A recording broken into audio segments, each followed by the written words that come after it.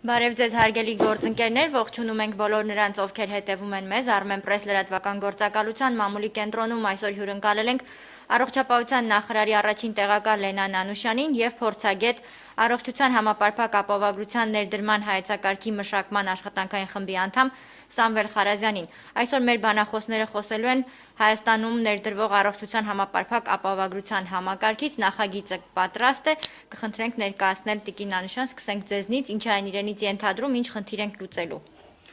Շնորհակալություն, նախ շնորհակալություն հայտնել այս հնարավորության համար, որը որ մեզ եւս մեկ անգամ հնարավորություն է տալիս մեր քաղաքացիներին իրազեկել այն աշխատանքների մասին, որ իրականացում են այսօր առողջության համապարփակ ապահովագրության ներդրման ուղղությամբ, եւ միանգամից ուզում եմ անդրադառնալ ձեր հարցին, թե ինչպիսի խնդիրներ է դրանք լուծելու։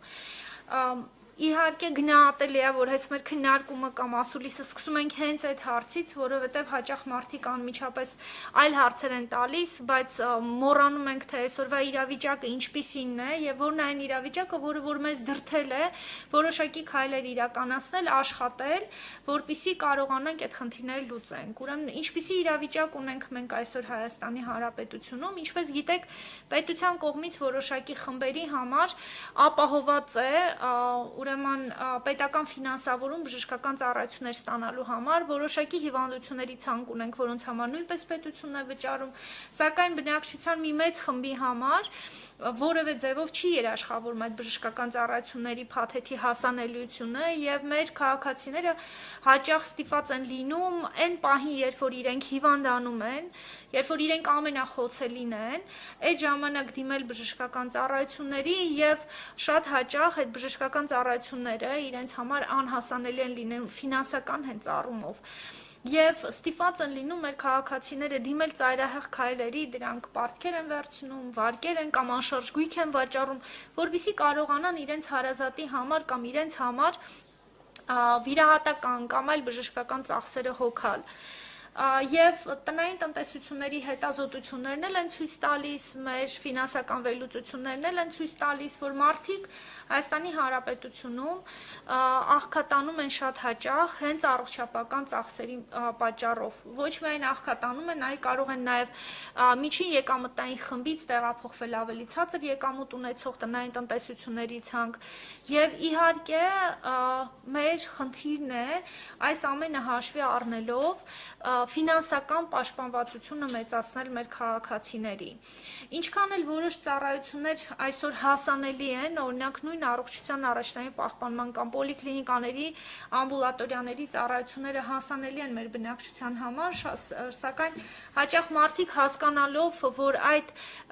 պոլիկլինիկայի կոնսուլտացիայից բժշկի խորհրդատվությունից հետո ինքը ստիպված է լինելու տեղորայք ձեռք բերել լրացուցիչ լաբորատոր ախտորոշման ծառայություններ ստանալ կամ նույնիսկ ուղեգրվել հիվանդանոցային, բայց հասկանալով, որ այդ ամբողջը արժանալու է բավականին մեծ գումար,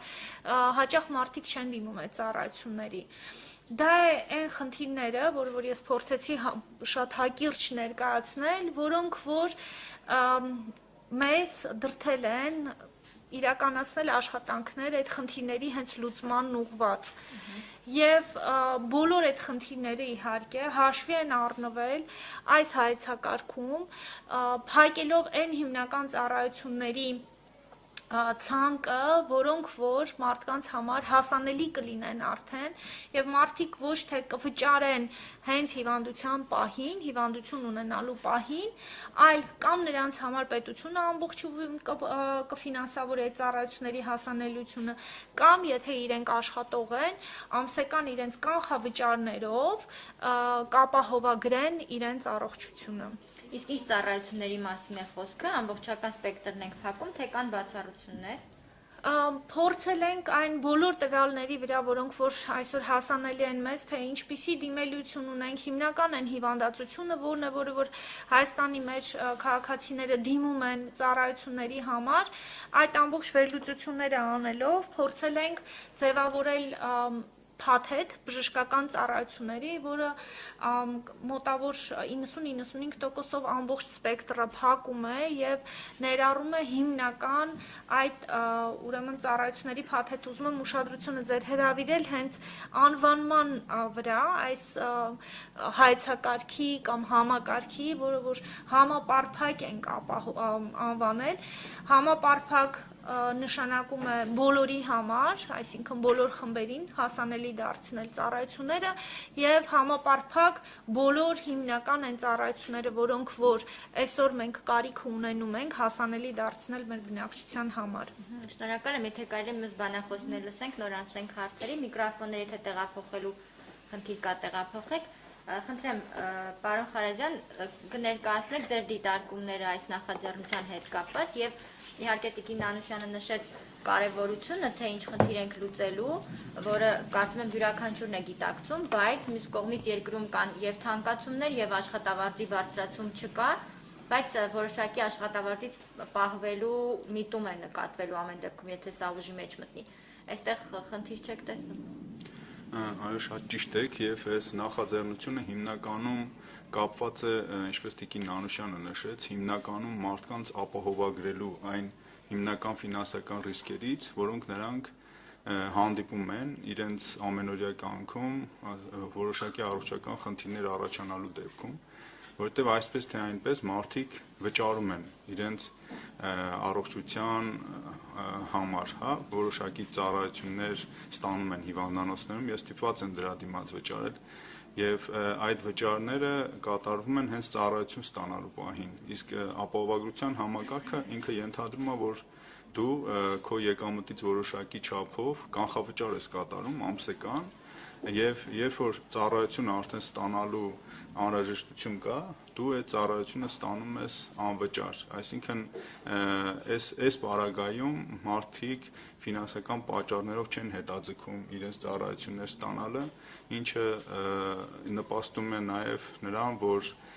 հիվանդացության ցուցանիշներն են բարելավում մարդկանց, նաեւ մենք հաշմանդամության հետ կապված կորուստներ չենք ունենում կյանքի եւ նաեւ արտադրողականության, ինչը նույնպես շատ կարեւոր է տնտեսության համար եւ երբ որ մենք խոսում ենք ներդրումների մասին առողջապահության մեջ, որովհետեւ արդեն շատ վաղուց ամբողջ աշխարհում ընդունված է, որ նշվում է, որ առողջապահության համար կատարվող ծախսերը դրանք ուղղակի ծախսեր չեն, դրանք ներդրումներ են մարդկային կապիտալի, մարդկանց առողջության մեջ, որը հետագայում ապահովում է նույն տնտեսության աճը, որովհետև պատահական չի, որ մենք դեռ փոքր ժամանակից գիտենք, որ ասում են առողջ մարմնում առողջ հոգի, չէ՞, այսինքն եթե առողջությունը չկա եւ մարդիկ որոշակի առողջապահական խնդիրներ ունեն, թե ընդհանուր առմամբ նրանց արտադրողականությունը, թե կյանքի որակը զգալիորեն նվազում է եւ դա բնականաբար անդրադառնում է նաեւ իրենց արտադրողականության եւ ընդհանուր առմամբ տնտեսության վրա։ Հետեւաբար մենք պետք է այս տեսանկյունից նայենք եւ նաեւ այս նախաձեռնությունը որպես առողջության մեջ առողջապահական ներդրում պետքա դիտարկենք եւ հնարավորին չափով այս տեսանկյունից գնահատելով հավասարակշռենք այն ռիսկերը ֆինանսական, որոնք ակնկալվում են հետագայում, ասենք առողջական խնդիրներ առաջանալու դեպքում դրանց համար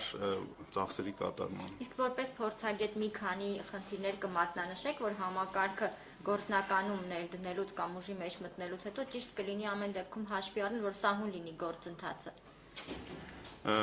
Համակարգը ներդնելու համար եւ այդ սահուն անցումը ապահովելու համար շատ կարեւոր է ապահովագրված անձանց նույնականացումը համակարգում։ Սա շատ կարեւոր եւ շատ բարդ գործընթաց է, որովհետեւ մենք պետք է փորձենք նույնականացնել բոլոր այն անձանց, ովքեր պետք է դառնան շահառու այս համակարգի, նույնականացումը ցավոք սրտի բարդանում է այն պատճառով, որ մենք չունենք նմանատիպ որևէ համակարգեր, այսինքն կան տարբեր տեսակի տվյալներ հավաքագրվում են տարբեր գերատեսչությունների կողմից, սակայն ապահովագրության ներդրման դեպքում, երբ որ մենք խոսում ենք ամբողջ բնակչության ընդգրկման մասին, մեզ պետք է ունենալ ավելի ընդլայնված եւ ավելի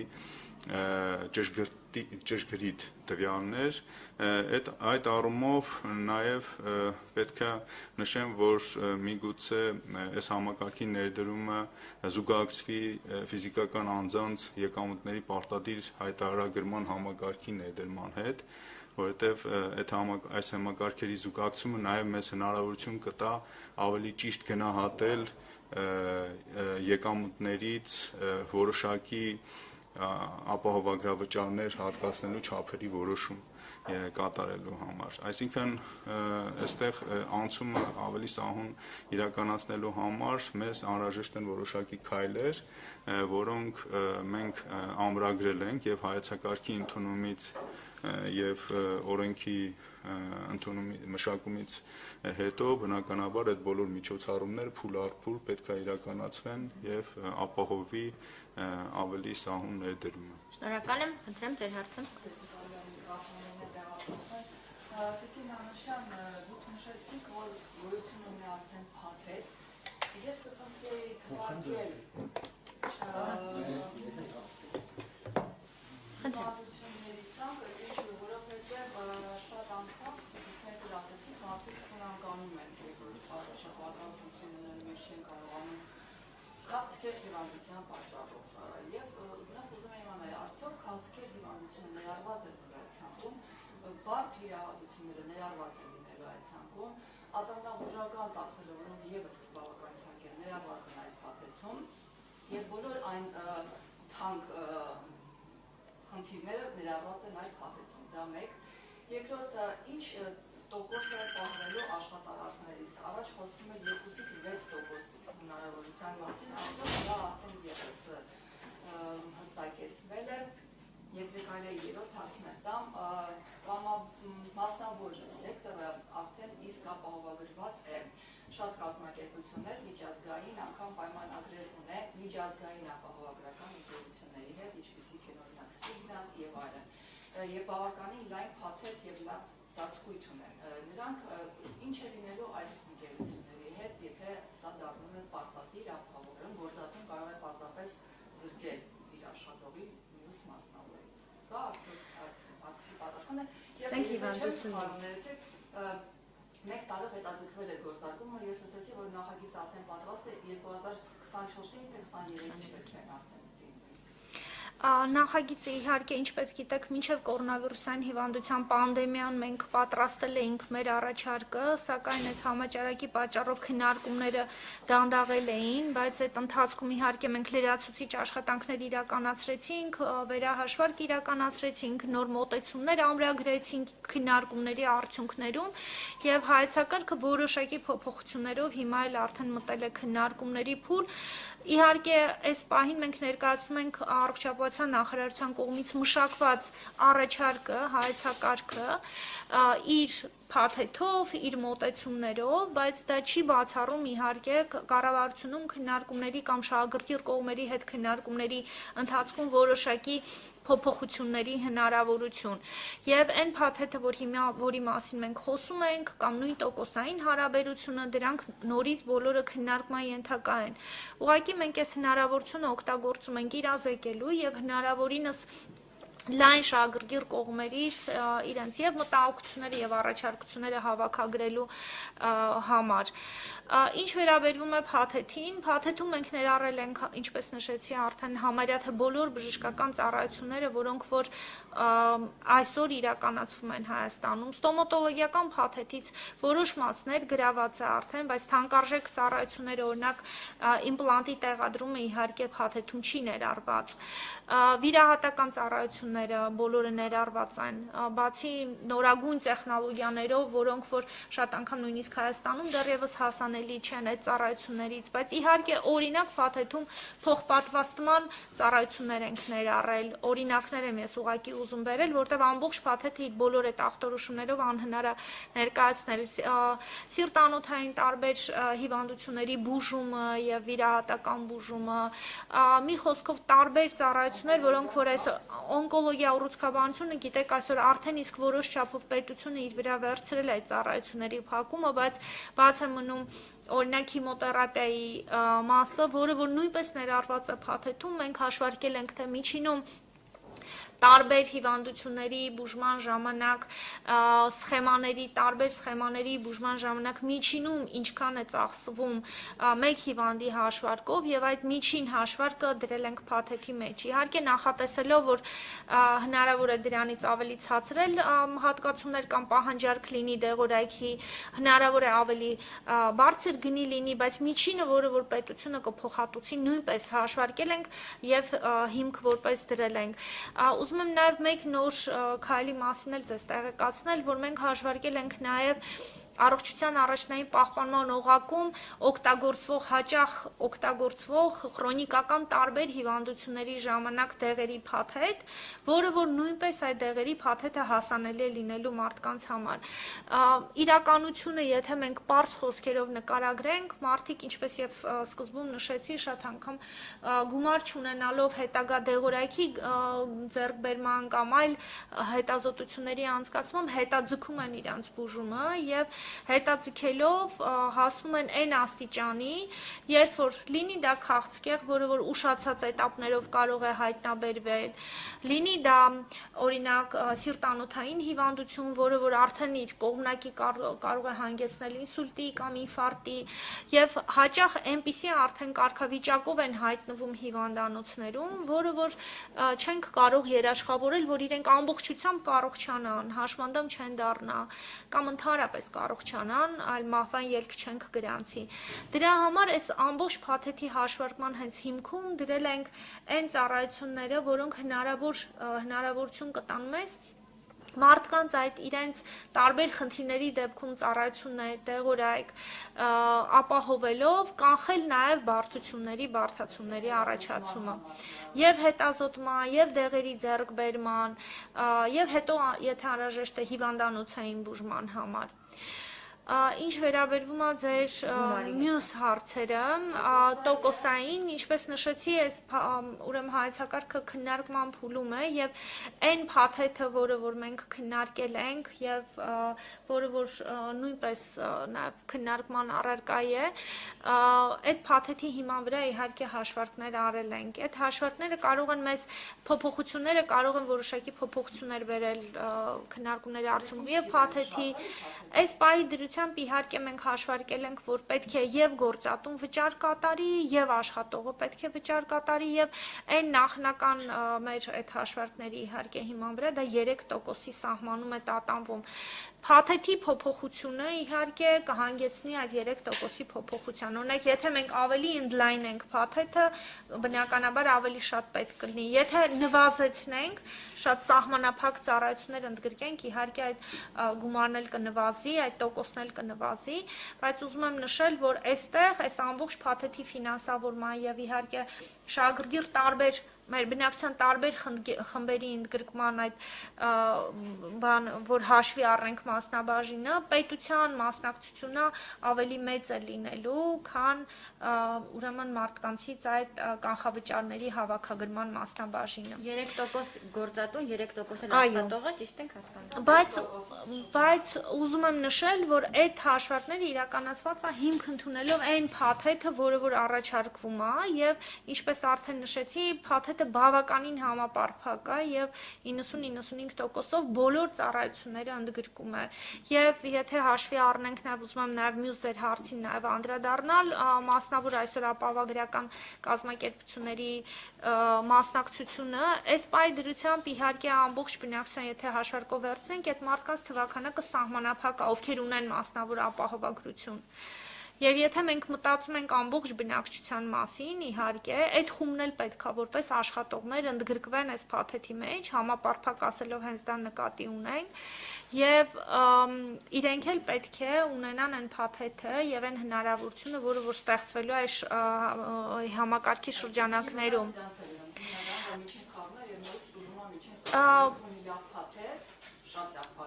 Տեսեք, փաթեթը մենք որ մշակել ենք, այդ փաթեթը կարելի է ասել մեր գնահատականով, կարելի է ասել ամենալավն է այսօր առկա բոլոր փաթեթներից եւ իր դիմաց վճարվող այդ գումարների հաշվարկից։ Դրա համար մի քիչ կասկածի է տեղիք տալի, արդյոք իրենք կտուժեն, թե ընդհակառակը կշահեն, բայց ամբողջ համակարգի ներդրումից իհարկե ամբողջ մեր բնակչությունը կշահի, որտեղ այս դեպքում նաև բժշկական ծառայությունները հասանելի կլինեն, օրինակ հեսա թոշակառուներին, օրինակ նրանց, ովքեր որ չունեն այդ կամավոր ապահովագրությունը այս պահի դրությամբ։ Խնդրեմ ձեր հարցը։ Իհարկե նախատեսվում էր 23 թվականներին եւ դա 23 թվականին արդեն ներդրում է իրականացնել, բայց դա կախված է նաեւ այս քննարկումների արդյունքներից։ Ներողություն, իսկ ինչպես է, հա, նախատեսվում վերահսկողություն իրականացնել, քանի որ այս ծրագրի միջոցով դիմողները, բժիշկներին ավելի շատ կլինեն, բնականաբար հերթեր կգոյանան եւ որակյալ բուժօգնություն ապահովելու համար, հա, վերահսկողություն։ Խոսքը տանք պարոն Խարազյանն էլ համ Խնդրեմ, պարոն Խարազյան կպատասխանեք։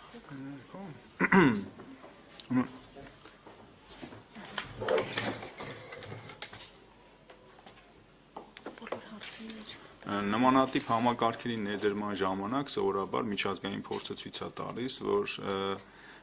մոտավորապես 5-6 ամիս հետո է սկսվում հիմնական այդ դիմելիությունը, մինչև որ մարդիկ սովորում են, որ այդպիսի համակարգ կա, հա, եւ դիմելիության որոշակի պիկ է գրանցվում մեր նախնական հաշվարկներով, այսինքն առողջապահական ռեսուրսները գնահատելով, մենք տեսել ենք, որ նման խնդիր մեր մոտ չի առաջանա, այսինքն այսպես ասած, եթե նույնիսկ հերթեր առաջանան, ապա դրանք կարող են առաջանալ միայն այն դեպքում, երբ որ մարդիկ հատկապես ցանկանում են, չէ, հատկապես ինչ-որ բուժիմնարկում բուժվել կամ ինչ-որ բժշկի մոտ անպայման բուժվել, բնականաբար ֆիզիկական հնարավորությունները պետք է հաշվի առնվի տվյալ բժշկական հաստատության ու տվյալ, ասենք, անձնակազմի, այդ առումով բնականաբար նմանատիպ խնդիրներ կարող են առաջանալ, բայց ընդհանուր առմամբ ռեսուրսներով ապահովվածությունը մեր գնահատականներով հնարավորություն կտա այդ պահանջարկը, որը կառաջանա համակարգի ներդրման արդյունքում եւ մարդիկ կցանկանան իրենց կուտակված առողջական խնդիրները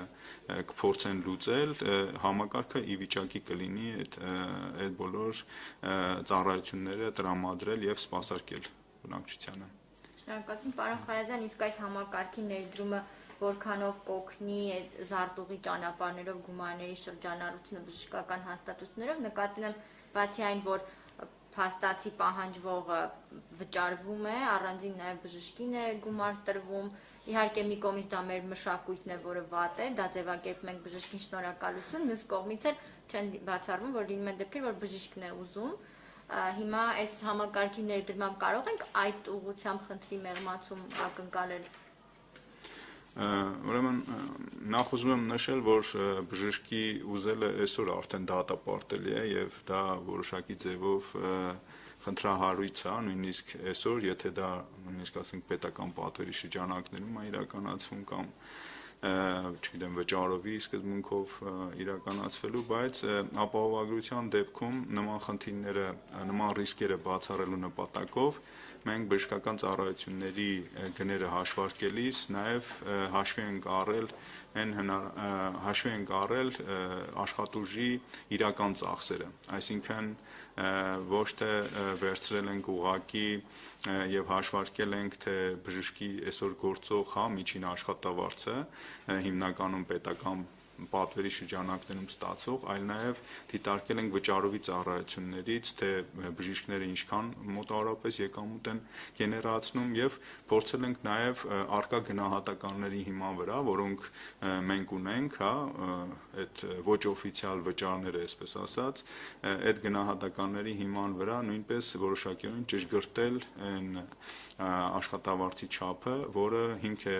ընդունվել բժշկական ծառայությունների գները հաշվարկելիս։ Այսինքն այդ ձևով մենք փորձել ենք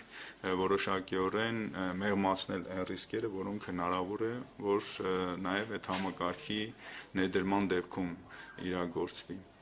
Եթե կարելի է խնդրեմ ներկայացնեք, թե նախագծով ինչպես է այդ խնդրի լուծումը տրվում այն ոլորտի աշխատողների համար, որոնք գրանցված չեն երևում, մասնարարպես գյուղատնտեսության ոլորտի եկամուտի հայտարարագրում չկա, իրենց համար ինչ լուծում կա։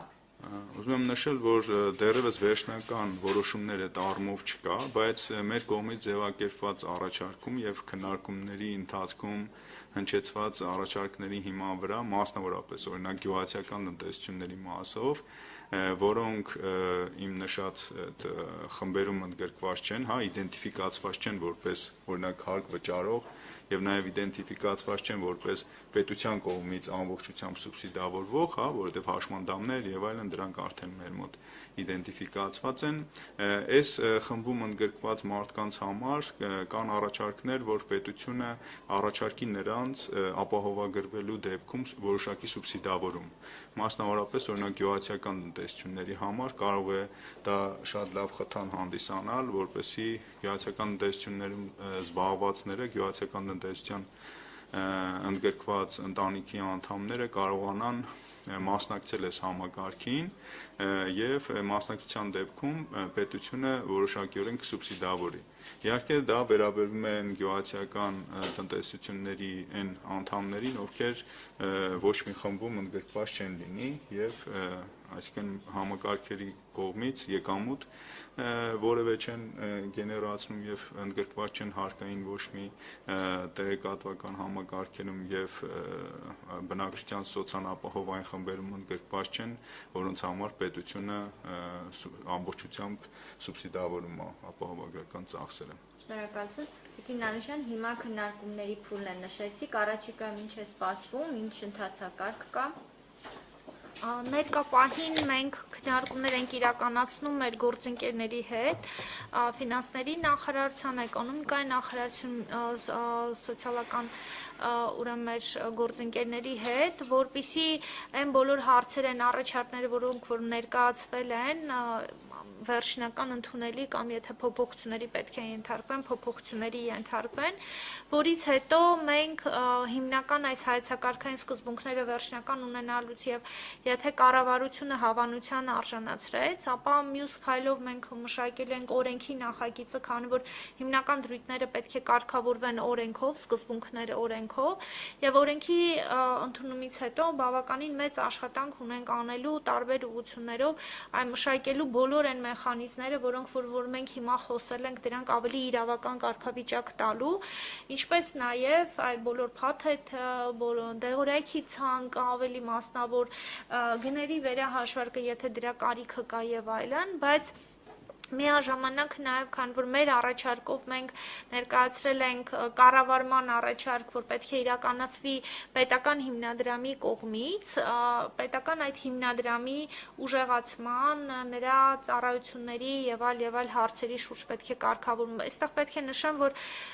97 թվականից խոսակցություններ գնում են բժշկական այս ապահովագրության, այն ժամանակ անվանում էին բժշկական ապահովագրության համակարգի ներդրման մասին եւ այդ շրջանակներում ստեղծվել է պետական առողջապահական գործակալությունը, որը որ պետք է հետո հիմնադրամ դառնար, ապահովագրական հիմնադրամ, սակայն քանի որ համակարգի ներդրումը չի իրականացվել, այդ գործակալությունը ներկայումս գործում է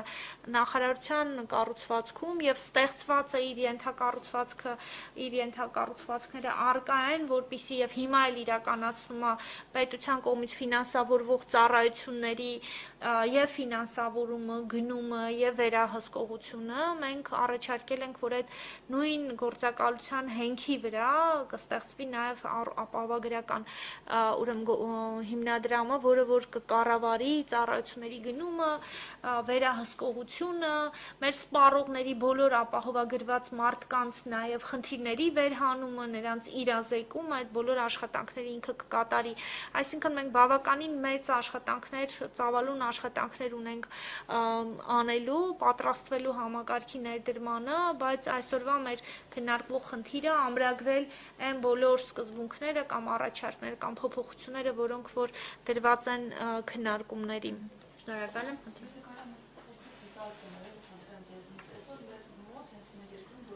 Մասնավոր ապահովագրական միջոցներից է ստեղծվում պետական այդպիսի մի համակարգ։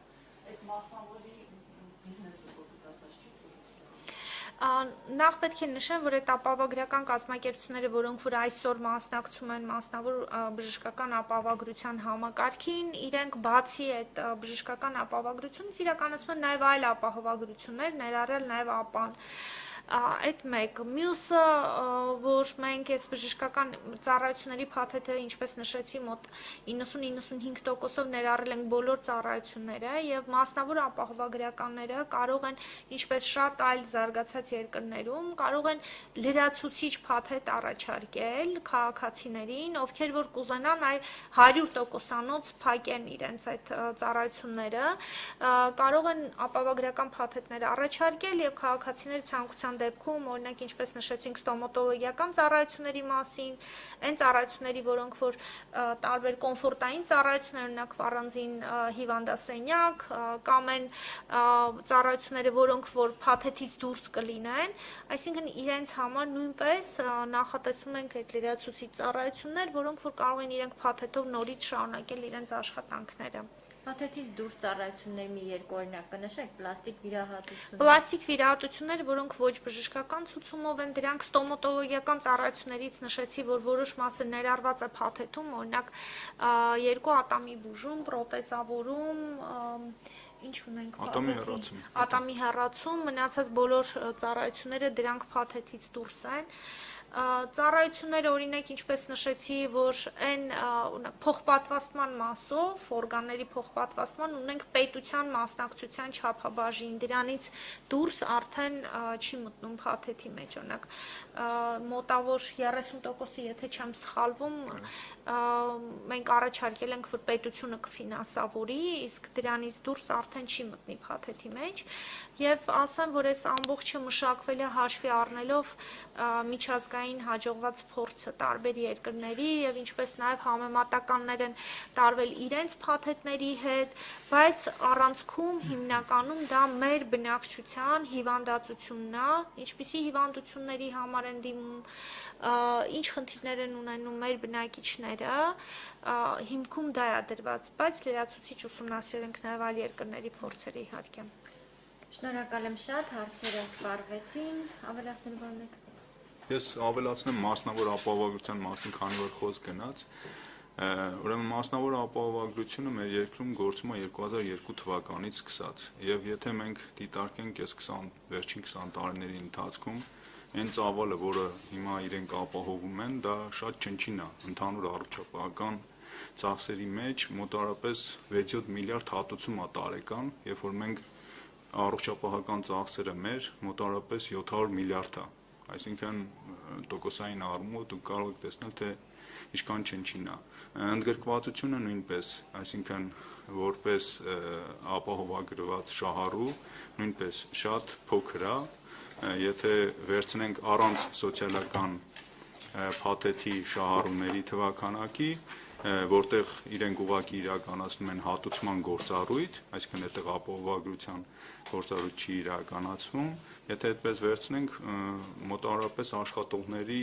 20%-ն է կազմում, որ մեր գնահատականները, որովհետև հստակ տվյալներ չկան, մոտավորապես 20%-ն է ընդգրկված ապահովագրության շրջանակներում, չնայած որ պետությունը վերջին 20 տարիների ընթացքում փորձել է անդադ խթանի զարգացումը, հարկային օրենսգրքով սահմանվել է, որ եթե կազմակերպությունները իրենց աշխատակիցների ապահովագրությունը տարեկան մինչև 120,000 դրամի շրջանակներում ապահովեն, ապա դա դիտարկվում է որպես ծախս։ Բայց չի զարգացել ու չի զարգացել մեր գնահատմամբ հիմնականում այն պատճառով, որ մեր երկրում բացակայում է համապարփակ, պարտադիր բժշկական համընդհանուր ապահովագրություն, որովհետև միայն համընդհանուր ապահովագրության միջոցով է հնարավոր հավասարակշռել առողջական ռիսկերը։ Երբ որ մասնավոր ապահովագրական ընկերությունները անհատական առողջական ռիսկ են փորձում գնահատեն, այդ ծախսերը շատ մեծ են ստացվում։ Դրա համար իրենք իսկ մեր երկրում, ասենք հնայի, եթե մենք վերցնենք մոտավորապես $4800 հնա ապահովելու պայմաններում նման ծախսեր իրականացնել, առանձին քաղաքացիները կամ թեկուզ աշխատողները, որոնց եկամուտը շատ ավելի ցածր է, մեծ մասի, մոտավորապես 70% աշխատողները մինչև 200-300,000 դրամ աշխատավարձ են ստանում։ Հետևաբար այս պայմաններում մասնավոր ապահովագրության զարգացումը որևէ արդյունք չէր տալիս եւ մեր կարծիքով հենց այս համակարգի ներդրումը նաեւ հնարավորություն կտա մասնավոր ապահովագրական ընկերություններին առաջարկել բազմազան փաթեթներ, որտեղ այստեղ արդեն հիմնական առողջական ռիսկը ապահովագրվում է այս համապարփակ ապահովագրության կողմից եւ իրենք շատ ավելի հեշտ կարող են այն մնացած ոչ այսպես թանկարժեք առողջական ռիսկերը ապահովագրելու նպատակով առաջարկել որոշակի փաթեթներ եւ այդ ձևով լրացնելով ի վերջո հասնել մեր այն հիմնական նպատակին, որպեսզի առողջապահական համակարգում հիվանդության կամ ինչ-որ խնդրի առողջական առաջացման դեպքում մարդիկ ստիպված չլինեն իրենց գրպանից ծախս կատարել։ Այսինքն այդ ամեն ինչը իրականացվի կանխավճարների ձևով, անկախ նրանից դա կլինի համապարփակ ապահովագրության միջոցով, թե կամավոր ապահովագրության միջոցով, բայց այդ գրպանից դուրս ծախսերի ծավալը նվազեցվի։ Եթե կարելի է մի փոքր ամփոփում էլ ես անեմ, որ մեր նպատակն է ոչ միայն այ ֆինանսական պաշտպանվածությունը մարդկանց ապահովել, որ իրենք ստիպված չլինեն ծառայությունը ստանալու պահի, երբ որ իրենք հիվանդ են, այդ վճարում անելու, ինչպես ասեցի, կանխատեսելի լինի, այս համակարգի ներդրմամբ նաև ֆինանսական հասանելիությունը բարձրացնելուց բացի մարդկանց առողջական վիճակը բարելավել եւ հասանելի դարձնելով այդ միջոցով հասանելի դարձնելով մարդկանց բժշկական ծառայությունները, ինչպես նաեւ փաթեթում ընդգրկել ենք նաեւ դրա մասին չխոսեցին կանխարգելիչ հետազոտությունների փաթեթ, այդ դրա միջոցով կանխել տարբեր հիվանդությունների, բարդությունների առողջական այդ վտանգները մարդկանց մոտ եւ ավելի առողջ հասարակություն ունենալ։ Շնորհակալություն շատ, ձեր գործերին հաջողություն։ Շնորհակալ ենք։